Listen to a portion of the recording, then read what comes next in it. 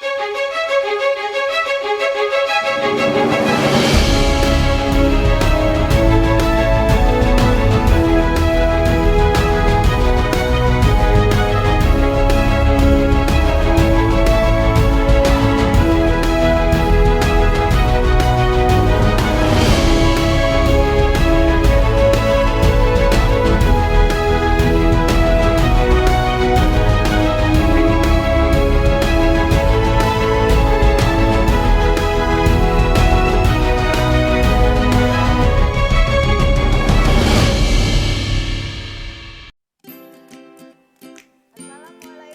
warahmatullahi wabarakatuh.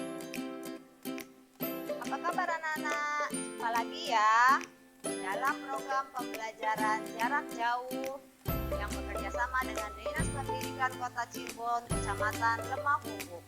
Perkenalkan, nama Ibu Atin Kartini, mengajar kelas 5 di SD Negeri Pesisir. Sebelum belajar, kalian persiapkan alat tulisnya agar materi yang Ibu sampaikan hari ini bisa kalian catat di buku kalian masing-masing. Hari ini kita akan belajar tentang tema 3, yaitu tentang makanan sehat. Subtema 3, pentingnya menjaga asupan makanan sehat, yang mencakup pembelajaran 4, 5, dan 6.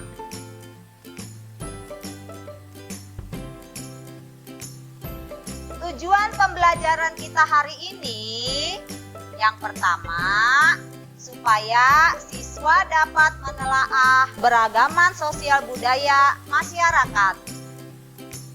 Yang kedua, siswa dapat menganalisis informasi yang disampaikan paparan iklan dari media cetak atau elektronik. Yang ketiga, siswa dapat menjelaskan organ pencernaan dan fungsinya pada hewan dan manusia, serta cara memelihara kesehatan organ pencernaan manusia. Yang keempat, siswa dapat menganalisis bentuk-bentuk interaksi manusia dengan lingkungan dan pengaruhnya terhadap pembangunan sosial, budaya, dan ekonomi masyarakat Indonesia.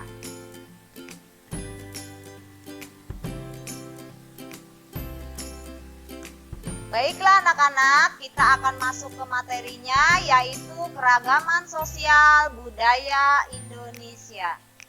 Kalian perhatikan ya, di situ adalah beberapa anak yang memakai baju adat dari berbagai provinsi yang ada di Indonesia. Keragaman sosial budaya Indonesia ini sebagai modal pembangunan nasional. Karena kita harus bersatu dalam modal mengadakan pembangunan nasional. Nah, selain itu ada keragaman sosial budaya. Sosial budaya ini bisa mencakup agama yang berbeda, kemudian suku bangsa yang berbeda, dan keragaman kehidupan sosial yang berbeda pula. Beraneka ragam suku, budaya, bahasa, dan agama di Indonesia.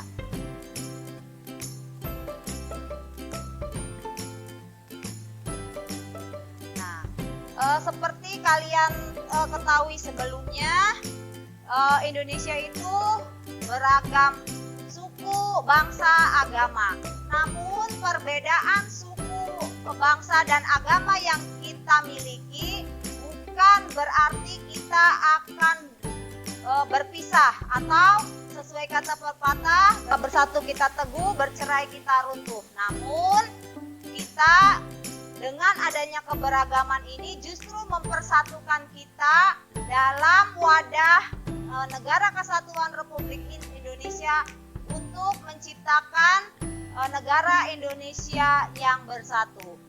Kemudian dilanjutkan, iklan dapat dibuat dalam berbagai bentuk. Di antaranya yang pertama spanduk. Mungkin kalian pernah ya melihat melihat iklan atau mendengar kata iklan, karena kata-kata tersebut selain kalian dapatkan di mata pelajaran sekolah, juga mungkin kalian pernah mendengarnya melalui stasiun televisi. Nah, di antara iklan tersebut ada yang dinamakan dengan spanduk. Spanduk itu artinya media promosi yang biasanya terbuat dari kain yang terpasang secara membentang di pinggir jalan maupun di lokasi usaha. Nah, ini contohnya ya. Ini adalah contoh dari spanduk. Nah, ini biasanya ada di pinggir-pinggir jalan dan dalam bentuk bentangan kain. Ya, ini adalah contoh dari spanduk.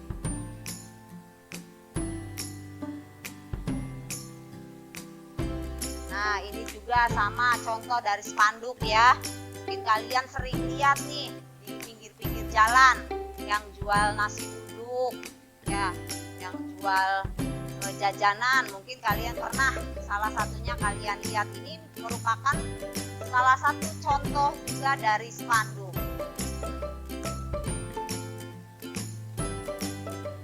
Yang kedua adalah baliho. Baliho itu merupakan media promosi untuk memberitahukan informasi, perayaan atau kegiatan serta mengiklankan produk baru. Jadi apabila ada yang mengeluarkan produk-produk baru, biasanya menggunakan baliho. Nah, contoh-contoh balihonya ada seperti ini.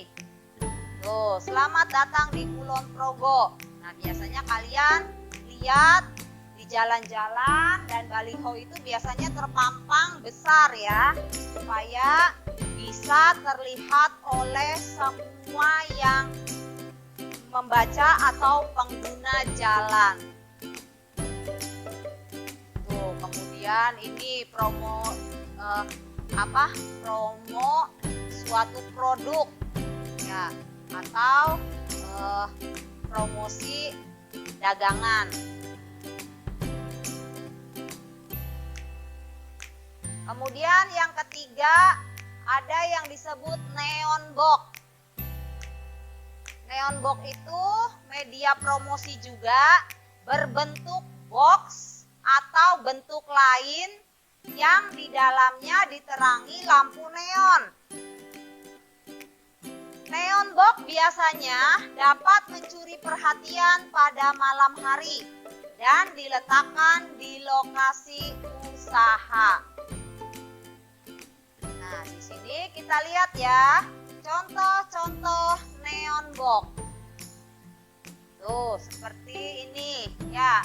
Jadi menunjukkan bahwa di tempat usaha tersebut atau di tempat tersebut ada Indomaret. Ya, biar orang tuh tahu gitu.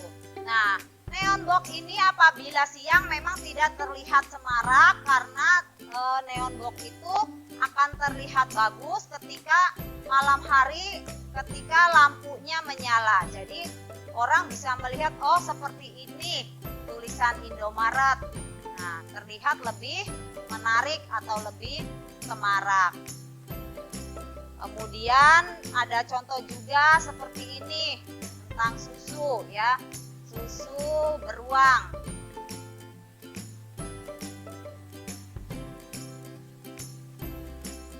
Lanjutkan ke materi selanjutnya, beberapa penyakit pada organ pencernaan manusia. Kita makan tiap hari. Makanan tersebut masuk melalui rongga mulut dan keluar melalui anus. Setelah melalui mulut dan dikeluarkan melalui anus, ada beberapa organ pencernaan lainnya yang berfungsi untuk mencerna makanan yang kita makan.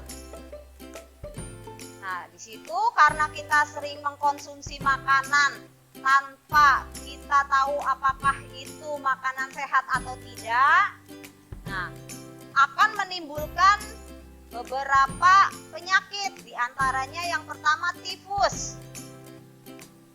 Tifus itu penyakit yang disebabkan oleh makanan dan minuman yang tidak terjaga kebersihannya. Tifus merupakan penyakit peradangan pada usus. Orang yang sering makan di luar akan mudah terserang tifus karena kebersihan makanan di luar tidak benar-benar terjaga. Tifus adalah penyakit menular.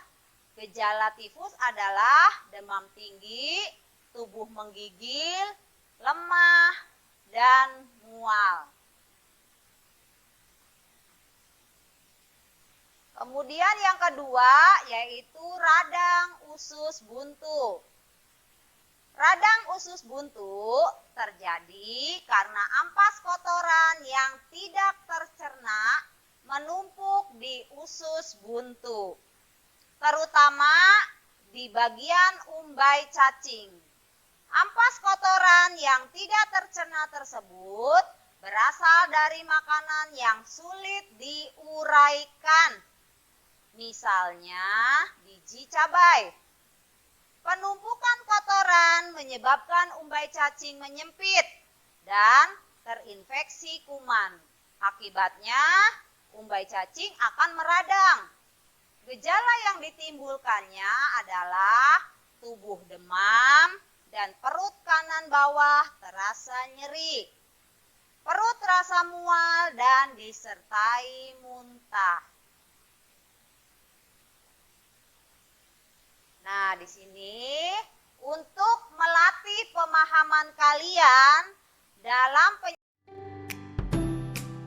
penyampaian yang sudah Ibu berikan, Ibu akan memberikan kalian soal evaluasi atau latihan soal-soal. Nanti oleh kalian soal-soal tersebut kalian tulis soalnya, kemudian kalian cari jawabannya berdasarkan materi yang sudah tadi Ibu sampaikan. Yang pertama, keragaman sosial apa saja yang ada di Indonesia? Yang kedua, sebutkan 3 macam bentuk iklan. Yang ketiga, apa yang dimaksud dengan spanduk?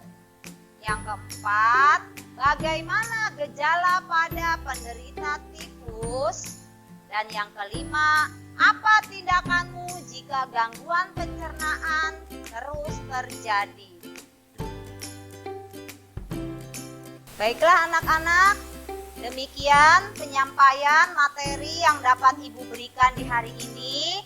Semoga materi yang Ibu berikan di hari ini bisa bermanfaat untuk kalian semua.